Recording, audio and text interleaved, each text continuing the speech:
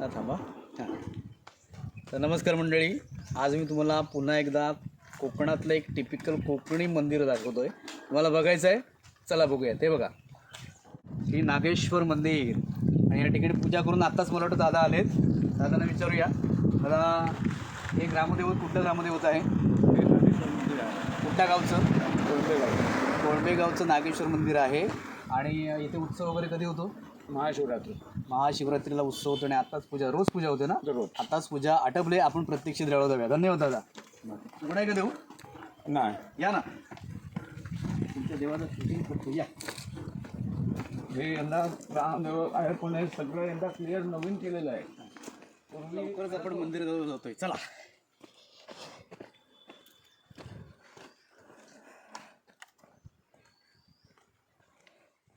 श्री नागेश्वर महाराज की जय. बघा, छानपैकी कोकणी कौलारू असं जुनं नागेश्वर मंदिर आपल्याला बाहेर मिळते.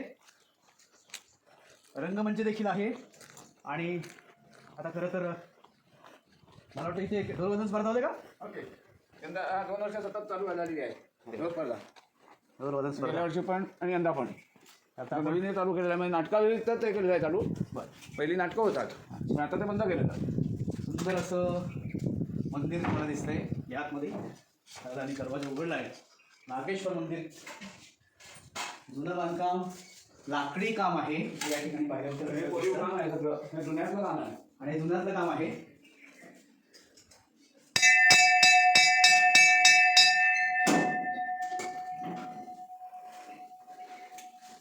आपल्याला दरवाजा उघडा दिलाय.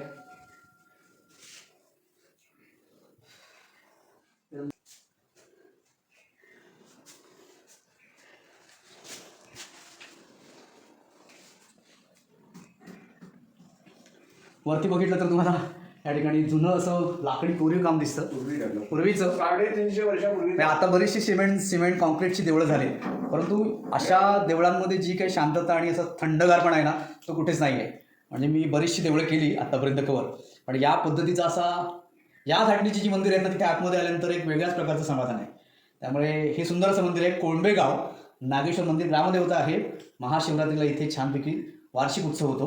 तुम्ही कधी या रस्त्याने आलात, सोमेश्वर मार्गे आतमध्ये आलात, तर त्या ठिकाणी तुम्हाला म्हणजे सोमेश्वरातून येताना जर राईट साईडला जो टर्न जातो, त्या टर्नमधून इकडे आला की तुम्हाला हे चिंचकरी मार्गे या ठिकाणी हे मंदिर तुम्हाला मिळेल. मला इथे येऊन खूप बरं वाटलं. आणि विशेष करून मी दादांचे आभार मानेन, कारण त्यांनी मला काय केलं, देऊळ बंद होतं आणि उघडून मला या ठिकाणी देऊळ दाखवलं. थँक्यू सो मच दादा.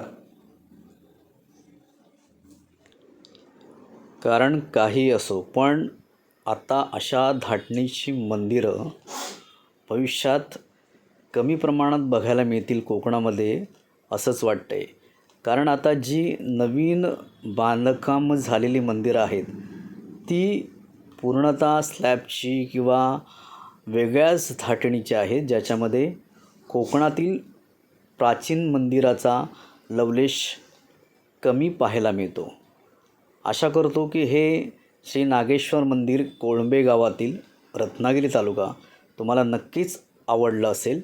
आणि तुम्ही या मार्गाने कधी आलात चिंचखरी सोमेश्वर मार्गे, तर या मंदिराला जरूर भेट द्या.